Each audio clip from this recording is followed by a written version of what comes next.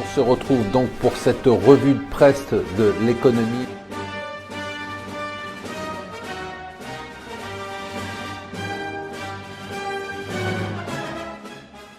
Bonjour et bienvenue sur Mon Financier pour la revue de presse de l'Écho. Nous sommes le vendredi 26 février. Alors, l'élément essentiel hier, qui est passé un peu inaperçu, c'est la décorrélation totale entre les marchés et la bourse chinoise. On s'est enfin aperçu que la bourse chinoise, ce n'était pas la Chine et qu'il ne fallait pas avoir les yeux rivés sur Shanghai pour déterminer ce qu'on allait faire. Hier, la bourse chinoise a perdu 6%.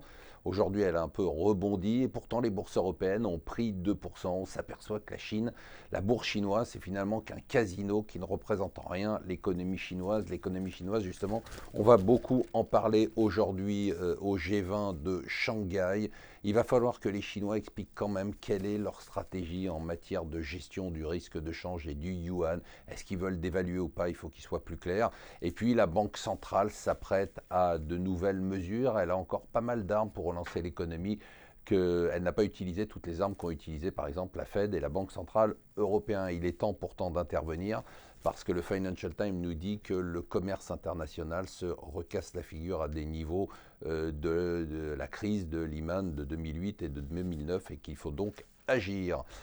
Nouveau cheval de Troie pour les banques, ça y est, Apple Pay va arriver en France, ça sera en septembre 2016. Selon les Échos, il y aurait un accord imminent avec certaines banques qui soutiennent l'arrivée d'Apple Pay. Elles n'ont pas le choix, c'est ce qu'elles ont fait d'ailleurs en Chine. L'Irlande, c'est un pays qui va bien, qui s'est bien sorti de la crise et pourtant le voilà qui rentre dans la tourmente politique, c'est les législatives aujourd'hui.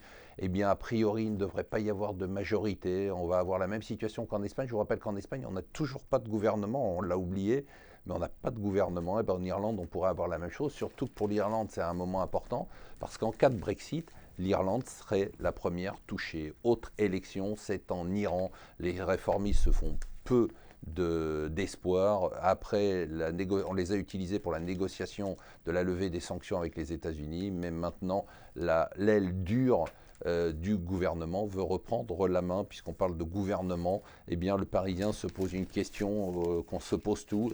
Est-ce que le PS passera l'hiver? On attend donc le retour d'Hollande qui profite peut-être de ces derniers mois de mandat pour se payer les vacances qu'il n'a jamais pu se payer, pour qu'il décide enfin s'il a choisi entre Valls ou Aubry, entre une gauche passéiste ou une gauche réformiste. On le saura probablement dans les jours qui viennent. Voilà, restez avec nous sur Mon Financier.